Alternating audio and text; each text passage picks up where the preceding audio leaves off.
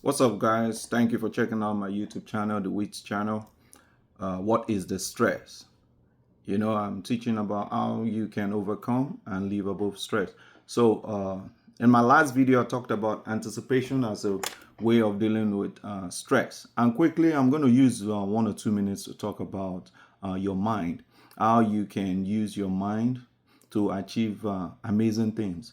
Once I talked about your mind at the end of that video, and this is what I wanted to wrap it up with. You see, a lot of people that get involved with drugs and alcohol and other vices. Uh, the reason they get involved with these vices is because they are trying to escape their reality. They're trying to escape what is going on with them. They are trying to escape their situation. So they look for something that's going to alter their mind, that's going to take their mind away from their current situation, which is a coping mechanism, which is a human coping mechanism. But here's the thing, like I said before, the human mind is the greatest thing that has ever been created by God. But most of us don't know how to use the mind. The mind is so amazing, it's so great that look at everything that is created on this world that is everything that is not natural, everything that is man-made. Look at it. The skyscrapers, the submarines, the buildings, the technology, everything, even the media I'm using to speak to you now. All this were made by the human mind. So if the human mind can create these things, how much more helping you to live a quality life, a life free from stress. So, like I said, people that engage in drugs, alcohol, for example, I don't drink alcohol that much. I drink wine, just to relax. But there are people that want to escape their current situation that have to use drugs. They have to use alcohol and other vices just to take their mind away from this thing. So I'm going to be teaching mind projection later on, but today I want to quickly talk about compartmentalization. Compartmentalization, this is a word that believe it or not, I came up with this word before I knew that it ever existed. Compartmentalization. I came up with the word. Then I was like, maybe this word is in the dictionary, and I found out it was there. So it's part of my book. I put it in my book as one of the strategies that the human mind uses to deal with trauma. You hear of people having childhood trauma, different kind of traumas from the past. So let me give you my definition of compartmentalization. Compartmentalization is a human coping mechanism that enables us to deal with traumatic situation by living outside of that moment in time and boxing up the experience in a closet in our mind and subconscious. I'll read it again. It's from my book. I just showed you the book. Compartmentalization is the human coping mechanism that enables us to deal with traumatic situations by living outside of that moment in time and boxing up, very important, boxing up the experience in a closet in our mind and subconscious. So today I'm dealing with compartmentalization. This is the ability of the human mind. This is something the human mind is capable of doing. In my book, I shared, and I was watching a documentary one time about a woman who said a family member raped her. This woman said while she was being raped, she was able to take her mind away from the room, from that room where she was being raped. And it was like she was away from her body. And it seemed as if it was somebody else that was being raped, but she was able to take her mind away from that situation. You see, that is the power of the mind, which a lot of people don't understand. A lot of us underutilize our mind, which is the greatest gift that has been given to us. So this is compartmentalization, like I said in the definition. Childhood trauma, traumatic experiences like losing a loved one, like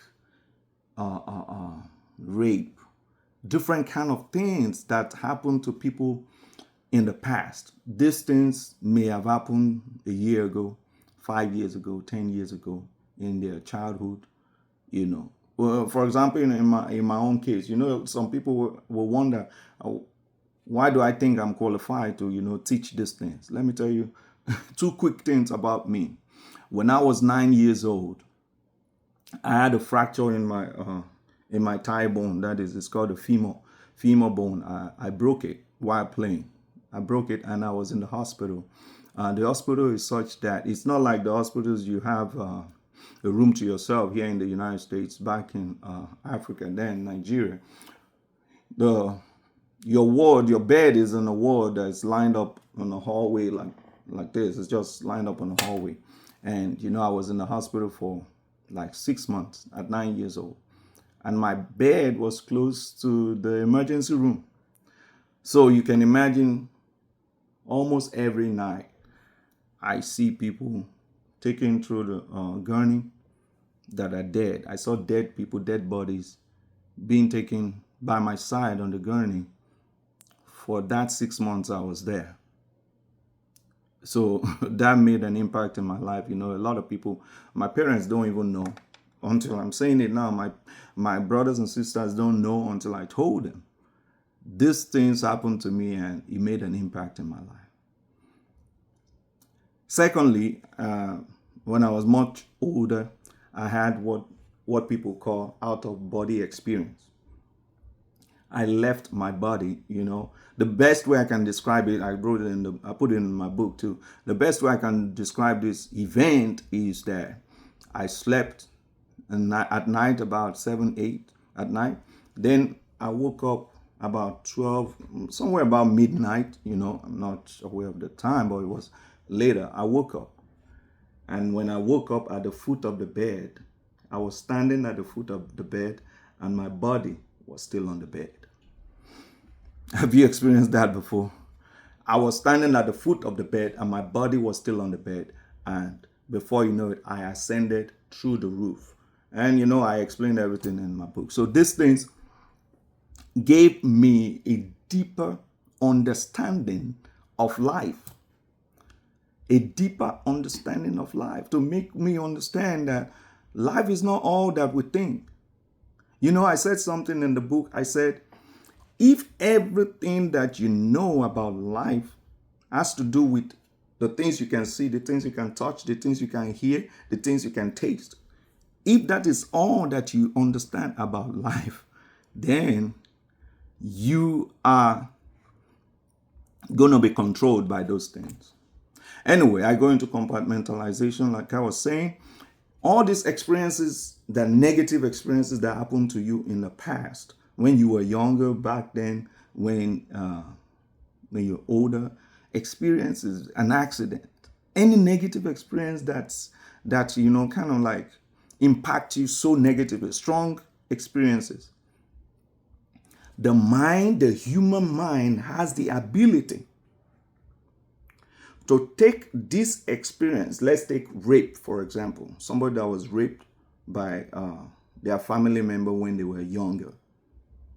Do you know that person, even as a child, even maybe it happened when you were 6 years old, the human mind has the ability at 6 years old, somebody that was raped, the human mind has the ability to box that experience up, that traumatic experience, box it up, and put it in a closet in the mind. Lock it up there and forget about it. That is compartmentalization.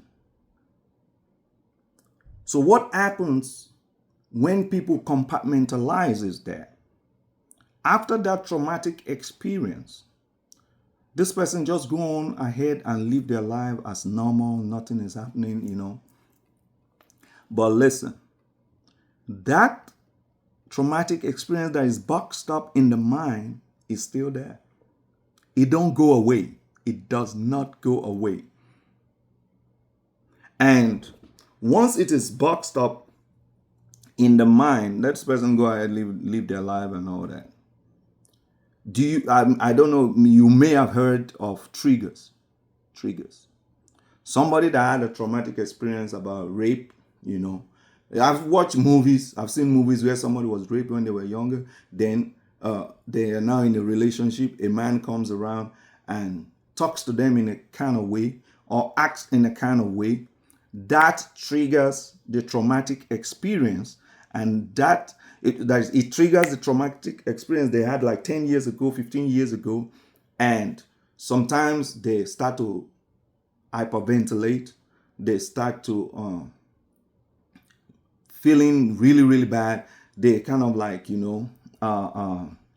anxiety attack, panic attack happens, and they just can't handle themselves. So another thing with compartmentalization that results from compartmentalization is that the traumatic experiences that people have, because when you compartmentalize in your mind, you see, compartmentalization, like I said, is a coping mechanism. It is, you box up an experience and store it in your mind in a closet. But here's the deal. As a young child or whenever it happened, when you compartmentalize, it is like you just throwing your clothes in a closet. Just throwing it in a closet. It's never arranged. It's not arranged. So guess what happens when you throw your clothes in the closet? Before you know it, the clothes are unwashed, they're stinking, they're this and that. And guess what? Sometimes you go by your house and you see the closet, it's an awful look. Sometimes it smells, it stinks. That is when triggers come. Because the experience, it was compartmentalized, but it wasn't arranged, it wasn't dealt with. So I'm going to go into how to deal with experiences, traumas that have been compartmentalized. Because the human mind does compartmentalize. But compartmentalization is not the end of the process. It is a process. Compartmentalization helps you for that moment to deal with that trauma. In my book, I talked about people that live in poverty or people that are sick. They're able to, someone that is poor can start seeing themselves as rich and take their mind away from their current situation. So compartmentalization helps you to cope with the current situation you are in. In my next video, I'm going to talk about how you have to go back and deal with that which you have compartmentalized. So, compartmentalization, like I said, is a human coping mechanism that helps you to deal with a traumatic experience. And this is why the human mind is so amazing that you are able to do this. And a lot of people have compartmentalized traumas. They have compartmentalized negative events. And why does these things come back to haunt them? You have a bad, bitter experience, somebody that passed away, your family member, even a relationship that ended bitterly, a divorce that ended bitterly. These things still creep up on your mind, some triggers. It might be somebody talking to you any kind of way.